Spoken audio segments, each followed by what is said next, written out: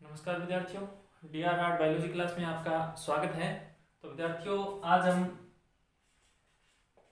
कोशिकांग के प्रकार तथा इनके सामान्य परिचय का अध्ययन करेंगे। तो देखिए, कोशिका के अंदर पाए जाने वाले अंग कोशिकांग कहलाते हैं, सेल ऑर्गेनेल्स कहलाते हैं।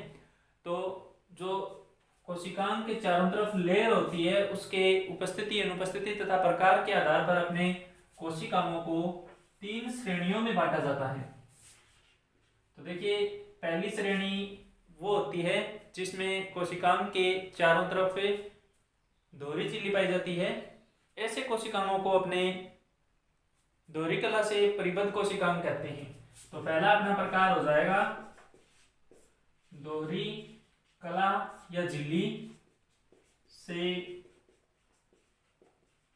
परिबद्ध कोशिकांग।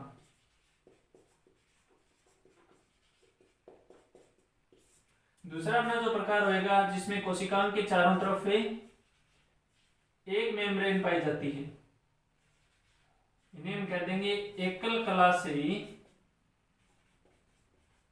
परिबद्ध कोशिकांग।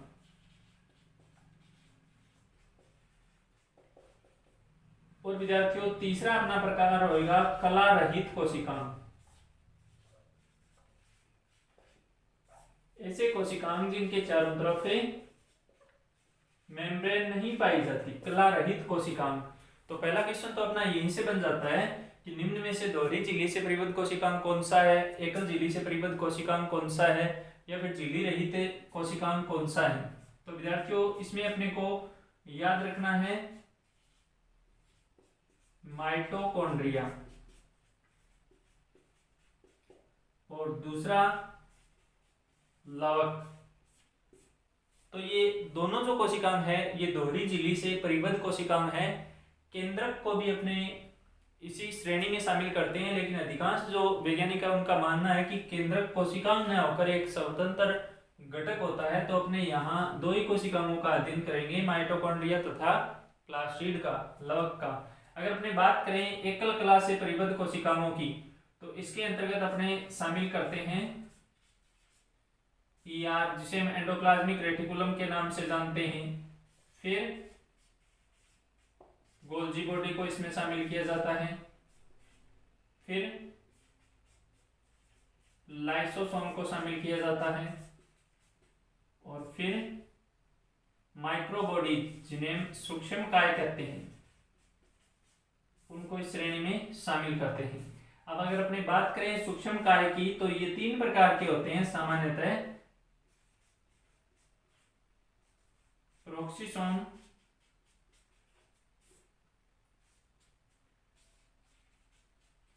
ग्लाइयोक्सिसोम, और तीसरा इसका प्रकार है सफिरोसोम। ट्रांसोसोम और लोमासोम भी इसी श्रेणी में आते हैं, लेकिन अपने को इन 3 ही कोशिकाओं को ध्यान में रखना है। तो पहला प्रकार अपने दोहरी झिल्ली से परिबद्ध कोशिकांग, दूसरा है एकल कला से परिबद्ध कोशिकांग, और तीसरा है अपना कला रहित कोशिकांग जिनके चारों तरफ झिल्ली नहीं पाई जाती है। और इसके अंतर्गत अपने राइबोसोम और सेंट्रोसोम को शामिल किया जाता है। तो राइबोसोम और सेंट्रोसोम ऐसे कोशिकांग हैं जिनके चारों तरफ मेम्ब्रेन नहीं पाई जाती। तो विद्यार्थियों, ये था अपना कला के आधार पर, झिल्ली के आधार पर कोशिकाओं की प्रमुख प्रकार और उनका क्लासिफिकेशन, वर्गीकरण।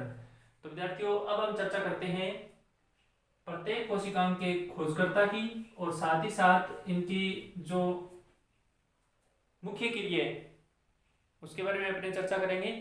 तो देखिए, माइटोकॉन्ड्रिया जो है, इसे सर्वप्रथम कोलिकर नामक वैज्ञानिक ने देखा, और इसके नामकरण से संबंधित क्वेश्चन मुख्यतः पूछा जाता है। तो माइटोकॉन्ड्रिया शब्द का प्रतिपादन सी बेंडा नामक वैज्ञानिक ने किया। तो विद्यार्थियों, ध्यान में रखना है कि माइटोकॉन्ड्रिया को सर्वप्रथम देखने का श्रेय कोलिकर को दिया जाता है, जबकि माइटोकॉन्ड्रिया नामकरण का श्रेय सी बेंडा को दिया जाता है।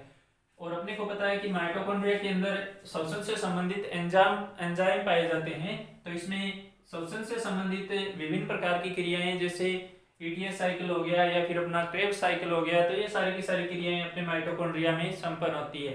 साथ ही साथ माइटोकॉन्ड्रिया, लवक और प्रोक्सीसोम तीनों मिलकर जो पादपों के अंदर प्रकाशीय श्वसन पाया जाता है, जिसके दौरान CO2 का उत्सर्जन होता है परंतु ऊर्जा का उत्पादन नहीं होता, उसमें भी माइटोकॉन्ड्रिया भाग लेता है।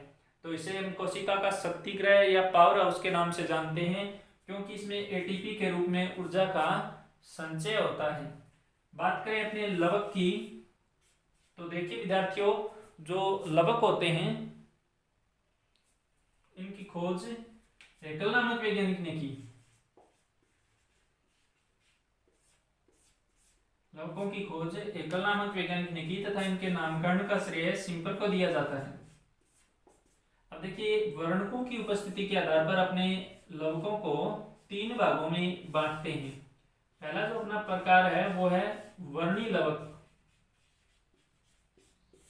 अर्थात ऐसे लवक जिनके द्वारा पुष्पों तथा वर्णकों की उपस्थिति के कारण ये अलग अलग रंगों के अपने को दिखाई देते हैं। तो अधिकांश फलों और फूलों का जो रंग होता है वो इन्हीं वर्णी लवकों के कारण होता है। और इन वर्णी लवकों को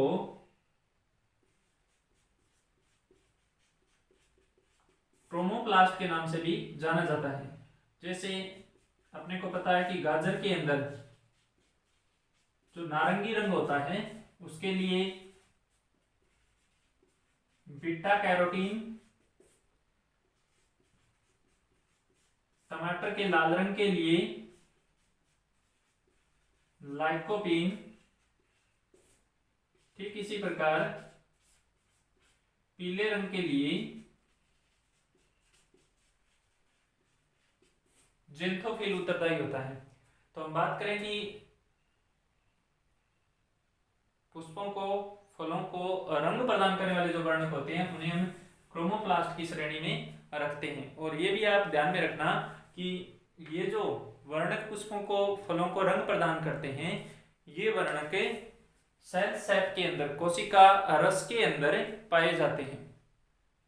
तो लवकों का अपना जो दूसरा प्रकार है उसे हम ल्यूकोप्लास्ट या एवरणी लवक के नाम से जानते हैं। तो पादप के जो भूमिगत भाग होते हैं, संग्रहकारी भाग होते हैं, उनके अंदर इस प्रकार के लवक पाए जाते हैं जिनके अंदर वर्णक अनुपस्थित होते हैं। तो संग्रहित पदार्थ के आधार पर अपने इनका नामकरण करते हैं। जैसे एमाइलोप्लास्ट, तो इसके अंदर एमाइलेज का संचय होता है, स्टार्च का संचय होता है, तो इसे हम एमाइलोप्लास्ट के नाम से जानते हैं। जैसे आलू वगैरह के अंदर स्टार्च का संचय पाया जाता है। ठीक इसी प्रकार इलियो, यहाँ इलियो से एल से तात्पर्य होता है लिपिड। तो इस प्रकार के लवकों में लिपिड का या वसा का संग्रह पाया जाता है। तो जो सरसों हो गया, मूंगफली हो गया, सोयाबीन हो गया, इनके जो बीज होते हैं, इनके बीज पत्रों के अंदर इस प्रकार के लवक पाए जाते हैं। अगला जो अपना प्रकार है एलुरोप्लास्ट, तो इसके अंदर अपने प्रोटीन का संचय होता है। और अपने को पता है कि प्रोटीन दाल वर्ग का प्रमुख लक्षण है। तो जो दाल होती है उनके बीज पत्रों के अंदर एलुरोप्लास्ट लवक उपस्थित रहता है।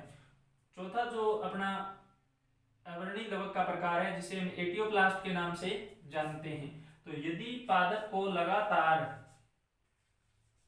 अंधकार के अंदर रखा जाए तो अंधेरे में रखने के पश्चात उसमें इस प्रकार के एटियोप्लास्ट जो अवर्णी लवक है इनका निर्माण होता है।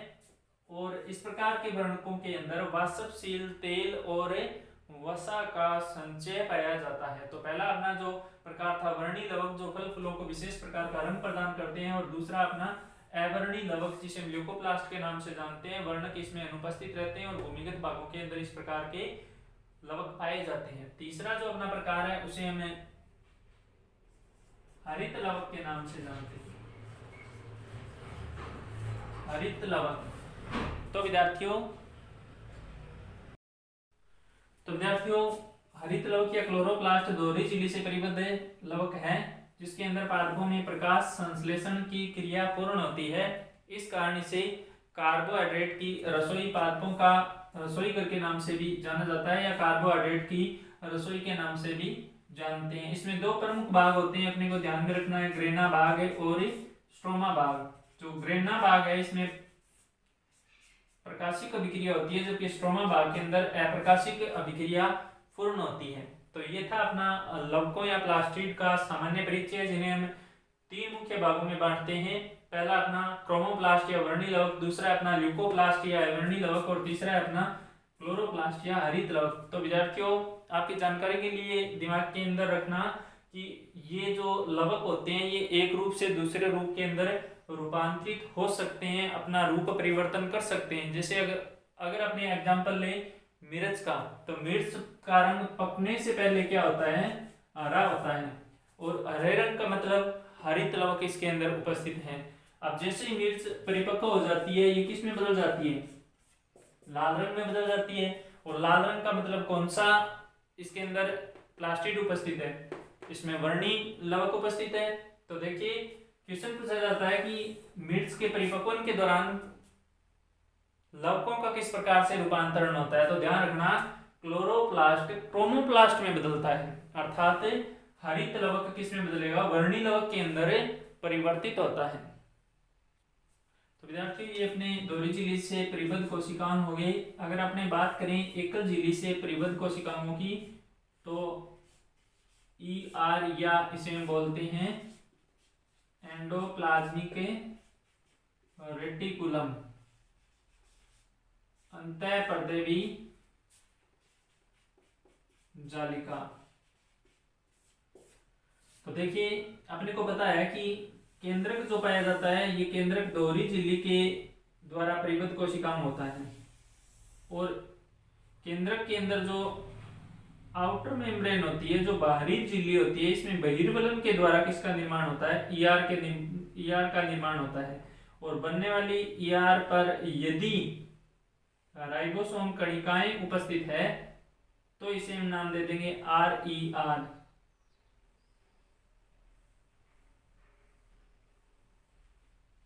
और अगर राइबोसोम की कणिकाएं अनुपस्थित होती है तो इसे हम SER की श्रेणी में रखते हैं। तो इस प्रकार की जो कुंडलित संरचनाएं आपको दिखाई दे रही है इन्हें हम ER या एंडोप्लाज्मिक रेटिकुलम के नाम से जानते हैं।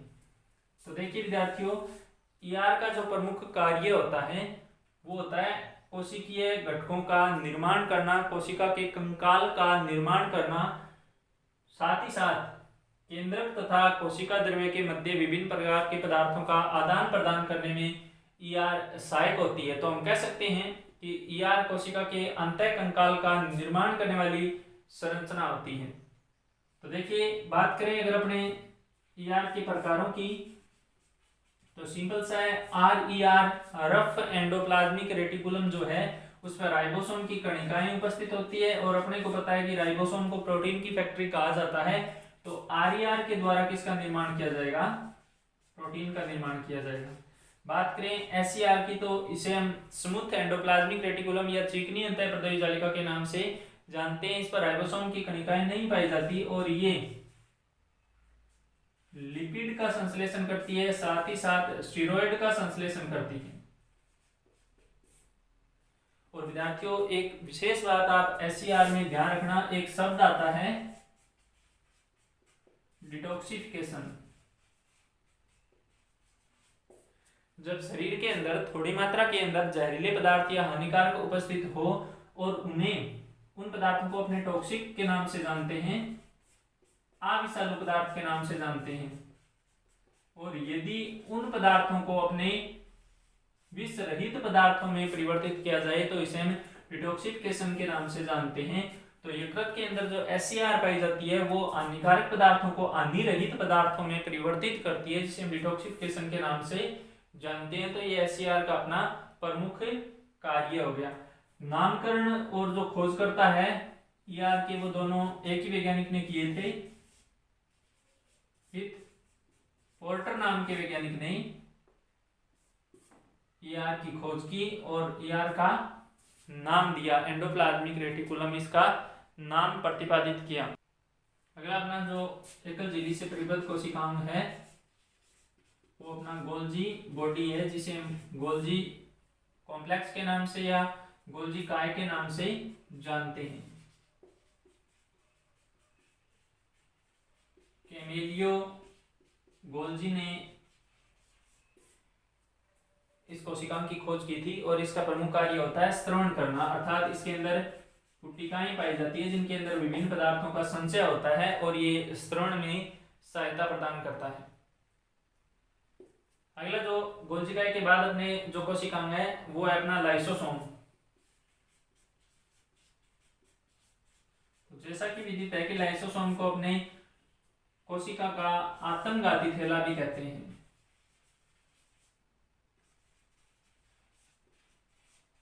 सुसाइडल बैग ऑफ सेल के नाम से भी जाना जाता है, क्योंकि लाइसोसोम के अंदर अनेकों प्रकार के एंजाइम भरे होते हैं जिन्हें हम जल अपघटनीय एंजाइम या हाइड्रोलाइटिक एंजाइम कहते हैं। तो जब किसी कारण से लाइसोसोम कोशिका के अंदर फट जाता है तो ये बाहर निकलने वाले एंजाइम अपने आसपास के कोशिकाओं को पचाकर नष्ट कर देते हैं, जिससे कोशिका भी समाप्त हो जाती है। इस कारण इसे हम कोशिका का आत्मघाती थैला कहते हैं। खोजकर्ता इसके डी ड्यूवे हैं और नामकरण भी डी ड्यूवे ने किया। तो ध्यान रखना विद्यार्थियों, लाइसोसोम कई प्रकार के होते हैं। प्राथमिक लाइसोसोम जिसके अंदर प्रो एंजाइम, प्रवर्ती एंजाइम या प्रारंभिक एंजाइम भरे होते हैं। इसके बाद अपने बात करें द्वितीयक लाइसोसोम की।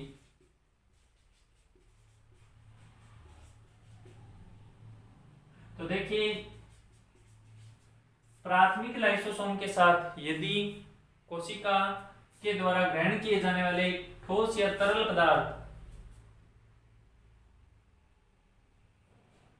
जुट जाए तो इसे हम द्वितीयक लाइसोसोम के नाम से जानते हैं। अर्थात कोशिका के द्वारा विभिन्न पदार्थों को ग्रहण करने की क्रिया को अपने एंडोसाइटोसिस कहते हैं। अगर ठोस पदार्थ ग्रहण किया जा रहा है तो इसे हम फेगोसाइटोसिस कहेंगे और तरल पदार्थ ग्रहण किया जा रहा है तो इसे हम पिनोसाइटोसिस कहेंगे। तो दोनों ही क्रियाओं के द्वारा जो पदार्थ ग्रहण किए जाते हैं उन पदार्थों को यदि प्राथमिक लाइसोसोम के साथ जोड़ दिया जाए तो इसे हम द्वितीयक लाइसोसोम कहते हैं। द्वितीयक लाइसोसोम में भरे एंजाइम इन पदार्थों का पाचन कर देते हैं। पाचन के पश्चात जो शेष अवशिष्ट पदार्थ बचते हैं उन अवशिष्ट पदार्थों युक्त लाइसोसोम को अवशिष्ट काय के नाम से जानते हैं। तो विद्यार्थियों ध्यान रखना कि जरावस्था के लिए या बुढ़ापे के लिए इस अवशिष्ट काय को उत्तरदायी माना जाता है। और चौथा अपना प्रकार होता है ऑटोफेगोसोम। विशेष परिस्थितियों में जैसे लंबे अनशन के दौरान, उपवास के दौरान या फिर शरीर को पर्याप्त मात्रा में भोजन न मिल पाने के दौरान जो लाइसोसोम के एंजाइम है वो माइटोकॉन्ड्रिया जैसे कोशिकाओं को पचाकर नष्ट कर देते हैं। तो ऐसे में कोशिका की मृत्यु हो जाती है। तो इस प्रकार के लाइसोसोम को अपने ऑटोफेगोसोम के नाम से जानते हैं। जो माइक्रोबॉडीज या सूक्ष्मकाय होते हैं उनका निर्माण ER के द्वारा होता है और इन्हें मुख्यतः प्रोक्सिसोम, ग्लाइयोक्सिसोम, सफिरोसोम, लोमासोम, ट्रांसोसोम के अंतर्गत विभाजित किया जाता है। तो एक तो विद्यार्थियों ध्यान रखना कि प्रोक्सिसोम जो है ये पादप और जंतु दोनों प्रकार की कोशिकाओं के अंदर उपस्थित रहता है, जबकि ग्लाइयोक्सिसोम और सफिरोसोम है ये अपने जंतु कोशिकाओं के अंदर एब्सेंट होते हैं, अर्थात ये केवल प्लांट सेल के अंदर ही पाए जाते हैं। प्रोक्सिसोम की जो मुख्य क्रिया होती है वो प्रकाश शोषण में ये भाग लेता है। तो इसको अपने पीसीएम के द्वारा ध्यान में रखना है, फिजिक्स, केमिस्ट्री, मैथ के द्वारा। प्रोक्सिसोम, क्लोरोप्लास्ट और माइटोकॉन्ड्रिया तीन ऐसे कोशिकांग होते हैं जो पादपों के अंदर प्रकाश की उपस्थिति में होने वाली जो श्वसन की क्रिया होती है, प्रकाश श्वसन, उसमें भाग लेते हैं। ग्लाइयोक्सिसोम तेलीय पादपों के बीजों के अंदर पाया जाता है। सफिरोसोम भी तेलीय पादपों के बीजों के अंदर पाया जाता है। लोमासोम कवकों के अंदर पाया जाने वाला माइक्रोबॉडीज या सूक्ष्मकाय है, जबकि ट्रांसोसोम जो होता है ये पक्षियों की अंडाशयी पुट्टिका के अंदर पाया जाता है, जो संभवतः यौक या पित्तक निर्माण में भाग लेता है। तो देखिए विद्यार्थियों, प्रोक्सीसोम की जो खोज करता है वो डी ड्यूवे है। प्रोक्सीसोम की खोज डी ड्यूवे नामक वैज्ञानिक ने की। ग्लाइऑक्सीसोम की खोज बीवर्स ने की। ग्लाइऑक्सीसोम की खोजकर्ता कौन है? बीवर्स है। स्पिरोसोम की खोज करता है डेंजियर तथा पेरनर। तो डेंजियर तथा पेरनर ने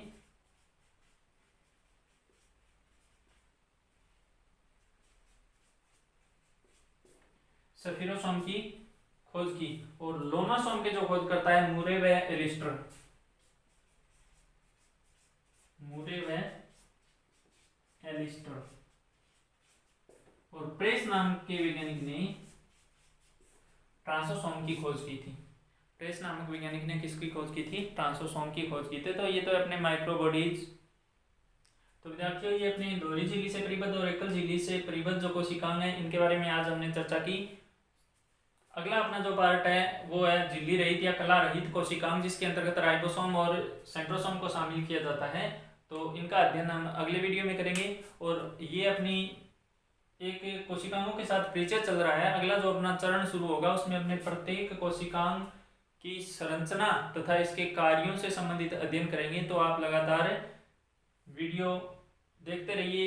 यूट्यूब चैनल अपना सब्सक्राइब नहीं किया है तो सब्सक्राइब कीजिए। और स्पेशली डिस्क्रिप्शन बॉक्स के अंदर आपको एक लिंक मिलेगा जिसमें आप इन सभी नोट्स की पीडीएफ फाइल अपलोड कर सकते हो, जिसका आप घर पे बैठ के आसानी से अध्ययन कर पाओगे। धन्यवाद विद्यार्थी।